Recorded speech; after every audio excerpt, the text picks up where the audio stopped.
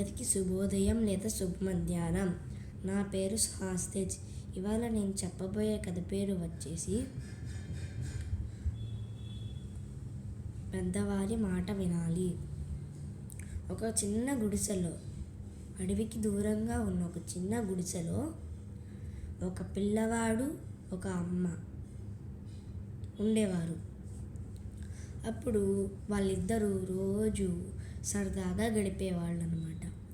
ఒకరోజు ఆ పిల్లవాడికి ఒక చిన్న పని వచ్చింది.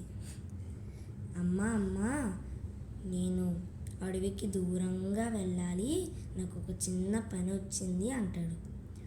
అప్పుడు అమ్మకి, నువ్వు ఒంటరిగా వెళ్ళడం నాకేమాత్రం నచ్చలేదు అంటాడు.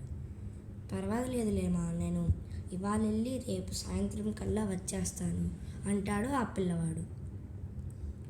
దాని తర్వాత ఆ పిల్లవాడు ఆ అమ్మ కొలం దగ్గర ఉన్న ఒక పీతను తీసుకొని ఆ పిల్లవాడికి, ఇదిగోరా, ఈ పీతను తీసుకొని వెళ్ళు, నువ్వు ఒంటరిగా వెళ్ళడం నాకు ఏమాత్రం నచ్చలేదు అంటుంది అమ్మ. ఆ పీతను సంచిలో వేసుకొని తన ప్రయాణం కొనసాగించాడు ఆ పిల్లవాడు. అడవిలో చాలా దూరం వెళ్ళిన తర్వాత తనకి కాళ్ళు నొప్పులు వచ్చి ఒక పెద్ద చెట్టు కింద విశ్రాంతి తీసుకుంటాడు పిల్లవాడు. దాని తర్వాత అక్కడే నివసిస్తున్న ఒక పాము వచ్చి ఆ సంచిలోకి దూరింది. ఆ ఆహారాన్ని అంతా తినడం వల్ల ఆ పీతకి ఏం నచ్చకపోవడం వల్ల ఆ పీత ఆ పాముని చంపేసింది.